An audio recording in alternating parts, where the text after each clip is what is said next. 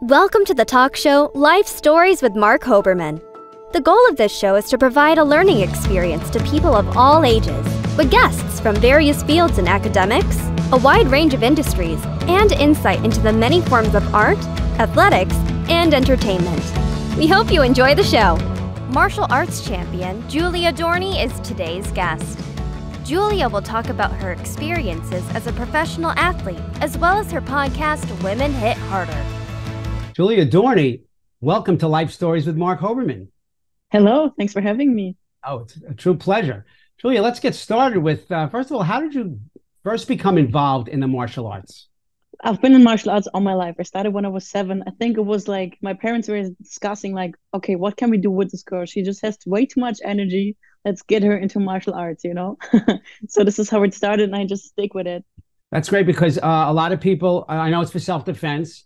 As an educator, I can tell you most people who start young start for discipline and for attention and things of that nature. And I think it's great. So you started young. Take me through the genesis. I'm walking in, I'm X number of years old. I start to move up in belts because you're not just sitting in karate class. You've taken it to the next level, and the next level. Exactly. Yeah, well, everything started with judo. Quite soon it was clear that I have, higher goals for myself. So I went to a special sports school for judo, and then I was in a national team, and then I fought first Bundesliga. It's like kind of Champions League, and in 2015, actually decided to step up to mixed martial arts because in judo, just before the Olympics, they changed the rules. So no leg grabs allowed. So my technique profile was kind of, oh my goodness, what's gonna happen? So in MMA, I could do all this, right? Right. So then I started MMA. Yes, I did good. I mean, I won the gold medal in 2018 and the European medal in 2018. I was a 8-time world medalist, 4-time European medalist. I also fought in sumo wrestling and in grappling, and yeah, all of this lead me to where I am now. I'm in America now. Wow. Well, that's all great. I just want to correct one mistake. I heard you say I did good, followed by and a gold medal here and this, and this. So we have to rethink our definition of good because that's not good. That is phenomenal. That is probably a very small percentage of people in the martial arts.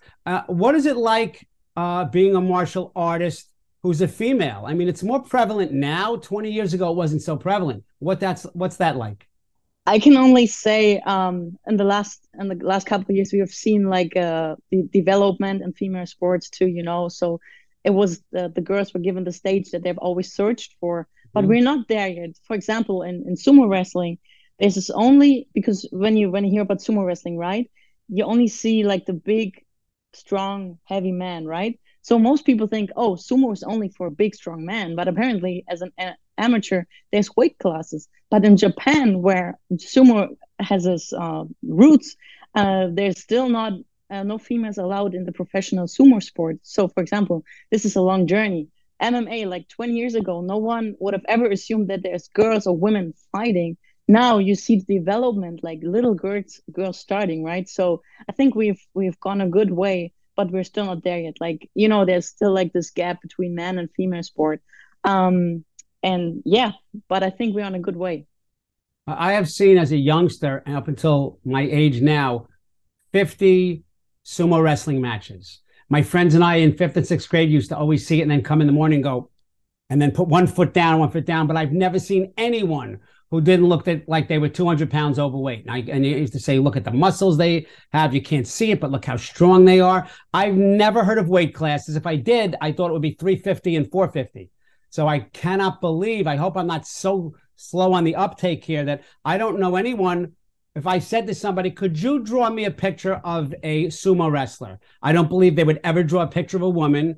And I don't believe it would be anything other than a very big male sumo wrestler. So I think thank you for schooling me. I love to learn. I think that's unbelievable. And, you have taken martial arts to the next level, but, a lot of young people and their parents watch the show. And I want to know what martial arts and that philosophy and that mindset has brought to your life outside of the ring. I mean, it taught me so many things. Have respect, dedication, good time management, being humble, being respectful, be disciplined, all that kind of stuff. And many more followed. When we started the conversation, I said, yeah, I did good. I got the gold medal, right? But, in my personal point of view, it's like, stay humble. You got to stay humble because there's always way more out there, you can go for. So I feel like, okay, I did good. Obviously, I won the world medalist. I was a world champion and I like that. But there's still way more to go. And so martial arts is like, it's not just a sport, I think it's like it's really like it's a lifestyle. It's a way you choose how and who you want to be. Walk me through that a little bit more. I love that. What about martial arts, and what specifically is there about martial arts and its philosophy that helps you be who you want to be? And it's above and beyond be able to beat somebody up, be able to defend myself. What is it about martial arts that gives people that mindset and that confidence? I hear many people actually training kind of whatever martial arts, but they use it for, I don't know, for the street.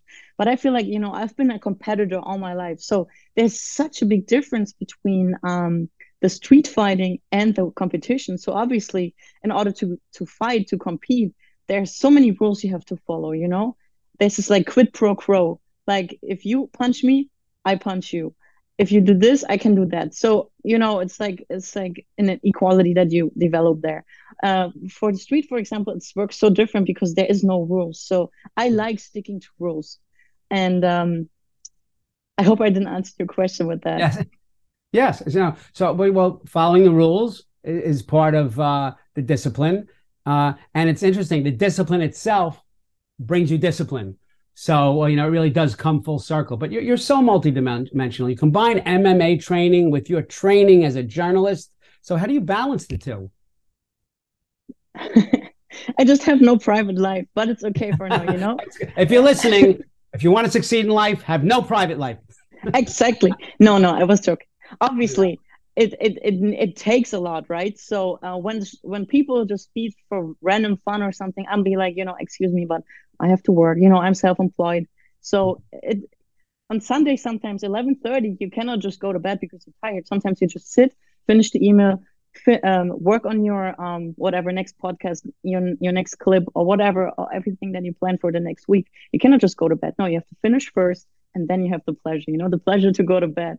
And it's the same with martial arts. So sometimes we all have our hard days, right? And no matter if you're like a journalist or in whatever job or as a fighter or athlete, man, we all have the hard days. The day where you're like, oh man, I just don't know how to handle this. It's just too much. But when your body and your mind create the power to actually push through, you're so happy afterwards, right? You're just like, man, I'm 1% better than yesterday. I love it. So this gives me the power, That's great. And, we often talk about the story behind the glory.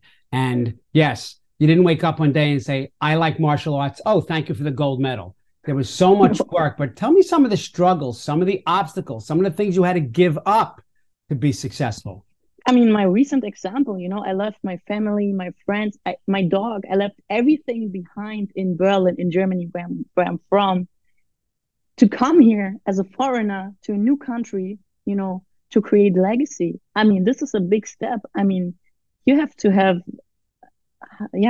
be strong, have a strong mind, and you really have to willing to achieve this, So it's not easy. Like I have hard sparrings, I have hard trainings. I feel like, man, I just want a hug. Like, can somebody from my friends, family just give me a hug and say like, okay, hey, listen, dinner is ready, wine is in the fridge. Don't worry, everything will be fine. No, I have to deal with it myself, right? I mean, obviously there's telephones, so you can talk to them, but don't forget the time difference. When I come home from my last training, like everybody from my friends and family is sleeping already. So this is just my recent example. But obviously, when you train a lot, when you spar a lot, when you just go 100% all the time, there is injuries, there is mind weaknesses sometimes, but just you have to think, listen, I decided to go that way, so keep pushing through no matter what. So I know it's not easy, but this has worked for me. Like this concept has really worked for me. Oh, absolutely. You used a very important word that young people don't hear or realize enough, and that's legacy.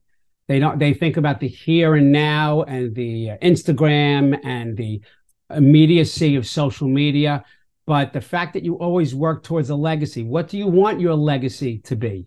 I feel like whenever I have kids or grandchildren or anything like that, or just, people out there, I want to be a role model. I just want to be a role model. I want to show, look, if you have that dream, it's not easy. It's not coming like this. You're not waking up like, oh, I'm a world champion. Hey, nice. No, it's hard work. And I want to teach. I want to show, look, when you have that goal and you keep pushing through and you injure yourself and whatever, you have struggles, just go forward. Even though it's slow, it's still forward, And the legacy, I mean, I want to, like, not just as a woman, but also as an athlete or as a human being, I want to be a good role model. I don't need to be rude, for example, on a stage before a fight, Right. I have a lot of respect. I'm the one being humble, showing respect, not only after the fight, like even before. I don't need to be loud to show what I can do or can't do, Absolutely. And if you don't want to be booed, you can't go into professional wrestling like the WWE or something. But I love the fact that, I love your philosophy, and I think you pay it forward. What can you tell us about your podcast, Women Hit Harder? Women Hit Harder. It started about 3 years ago already. Because, as an athlete nowadays, you cannot just go train and be like, hey, nowadays you also have to offer yourself or show yourself to the public audience, which in that case is social media, right? So I had a lot of male followers. So I was like, man, why only male followers? I don't get it. Like, as a female, I should also be, showing other women what they can do, like what is possible. So then I was like, okay, whatever, I'm just going to create that podcast because I want to show there's also the females, that can do stuff if they really want to. And also in the word women, there's men, and also it's like the base from human. So we are all human beings, so everybody can technically be the human that they want to be. So I wanted to show or to tell stories from people, not just athletes, also politicians, astronauts, doctors, psychologists. Everybody has a story, and everybody's different, obviously. So with that podcast, I showed so many different examples of how you can be successful and what it takes. So, every way is kind of different, but I think it worked, and the people just loved it.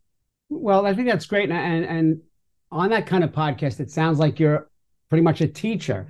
Now, I know when I did martial arts years ago, not long enough, that I loved, and I grew to love it more as an educator, knowing now that the people, when they became black belts, even if they were students, they turned into teachers during that part of the process. And I love that. So what can you tell us about when, and which I'm sure you have taught martial arts, wrestling, or things of that nature?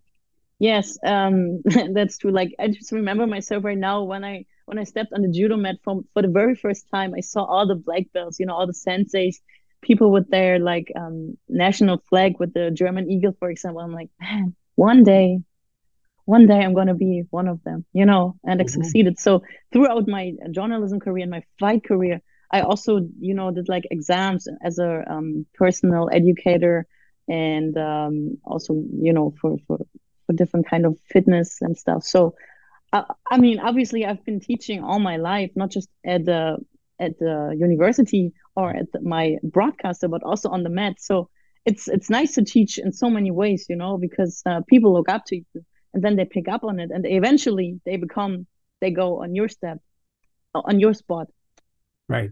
And it's just really leading the way. I love it. And as if you're not doing enough, you're also a motivational speaker. So who are your audiences, and what is your message? Let me think about this in English. I'll say it whenever. Oh no, actually, my lead sentence also in English is like, it's my dream, in brackets, not yours, exclamation mark, exclamation mark, exclamation mark. So if you have that wish, if you have that desire to get something or to achieve something or to be something or somebody, just go and do it. Don't wait. Don't waste time, because life is so fragile, can be so short. 1 second, that's it. So go out and earn it or do it. Who are your audiences when you do motivational speaking? Who's your key audience? it's really so depending. Like my last motivational speak was on front of like business people, business people Right. Yeah. from like a bank, but different kinds of kind of businesses, but they all work with the bank. So All I right. was there teaching my life lessons, what I experienced so far as a journalist or as an athlete. Like for example, I was talking about my world championship final. I was like, Julia, don't lose it. Don't lose it. You came too far to lose it now. So you got to be strong because the higher you get, the thinner the air gets. Yep. So absolutely, you have to believe in yourself, no matter what. Like believe in yourself. And I was like, today's my day. Today is my day. Nobody is gonna take that away from me. Today, after that fight, I'll be the one carrying the gold medal home. That's And I mean, I kind of lost it. I was so nervous, although I knew what I'm capable of. I was like, oh my God, oh my God, how am I gonna do this? right. And actually cried, but the crying was so important. It gave me so much energy out of a sudden, and I just went and I slammed. Well, crying is good. I think that catharsis gave you the freedom to then do what you had to do and to follow that mantra of today is your day. But Right. about what you do, let's be honest. I'm a little afraid of you, but luckily this is on Zoom, so I'm not that afraid of you. But if I started a fight with you at a bar in a parking lot, how long would it be before the ambulance took me away? Mark, the first thing I would be like, hey, are you sure you want that problem? And then I would ask you a second time, Mark, are you sure you really want that problem? And then I'd be like, I have to warn you, actually, when you say something again, I might just hit you, Right. but I'm just warning you. Because, as a professional athlete, you have to be careful. Oh, You have to be so definitely, careful. definitely. Yeah, your hands are probably registered weapons. Just so you know, you would never have to warn me more than once. Maybe other No. people, but me not so much. So Sometimes I'm just smiling and I'm walking away, yeah, or well, because I don't want that that. I don't exudes want that. right. Yes, And martial arts and the knowledge that you have exudes that kind of confidence because you don't need to fight when you know you can. And that's something a lot of people exactly. don't realize. So you're very well known and you've worked with well-known brands, including Under Armour, Harley Davidson, Gold's Gym, and more. How has that kind of notoriety affected you? I mean, to be honest, it just made me so proud that like global players like Gold Gym, Harley Davidson, Under Armour, they saw my stuff on social media and they reached out to me to work with me, and I was like, I'm on a good way. So if those companies see what I'm seeing, or if they choose to have me as their like you say Spokesperson. spokesperson or whatever, that's perfect. So I'm doing good. So it made me just so proud. Oh, absolutely. So Harley Davidson calls you, and there's that good word again. I'm doing good. Let me tell you, I did good when I got a merit badge in the Cub Scouts. I think you're doing way more than good. So I'll just say it again. I know you want to stay humble, and I appreciate that. How about this for a coincidence? I did a commercial with Landon McInnes of the Go Nuts personal shaver. And who do we know who's a spokesperson for Go Nuts? I guess it's her, Oh, Julia it's Dorny, you. Oh my the goodness. German tank. What a Yes. coincidence. I think that's phenomenal. And I love how you say you have a mantra, a saying, doing is like willing, only more blatant. And I know that kind of translates to, willing it is one thing, but doing it, the action.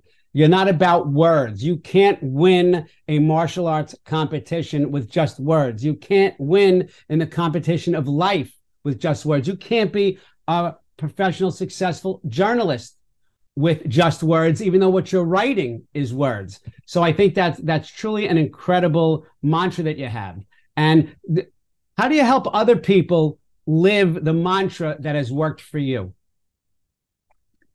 Sometimes it's just about speaking, right? You sit together, you talk, you have exchange of mind, body, and soul stuff, and then they realize, oh man, I'm actually on a good way. I just have to believe in myself, because everything comes back to that: believe in your strength, believe in yourself. If you are not believing in yourself, who else out there is going to believe in you? So it is really like, it's like your mind, your heart, and your body that have to work together. Well, absolutely. And so that begs the question, so many things that you do, What is next for Julia Dorny? Julia Dorny is creating legacy. She's gonna win a title, and then she's going to the UFC. Wow. And what's the timeline for this? I just signed a few weeks ago. I just signed with Invicta, which is the feeder league of the UFC. So I have my first fight with them by the end of June, and then I signed for 4 fights, so multiple fight contract. And I hope by the end of the year that they actually something happened. Like that I signed with UFC, for example. That's great and beyond exciting. So, Julia Dorny, I can't thank you enough for joining us today and sharing your experiences, not just in martial arts, but journalism, your philosophy, the things you do in life, and your mindset. So, thank you so much for being with us today. It's so much appreciated. Thank you so much too, Mark. Such a pleasure. And to the viewers, I just want to say, don't forget to watch us on E360, available Wednesday nights, 9 p.m. EST, also on Roku, Apple TV, and Amazon Fire. Remember to follow us on social media to learn the story behind the glory. Life Stories of Marc Hoberman is on Facebook, Twitter, Instagram, TikTok, and of course, our YouTube channel. Julia, thanks so much for being here today. Thank you so much too. God bless.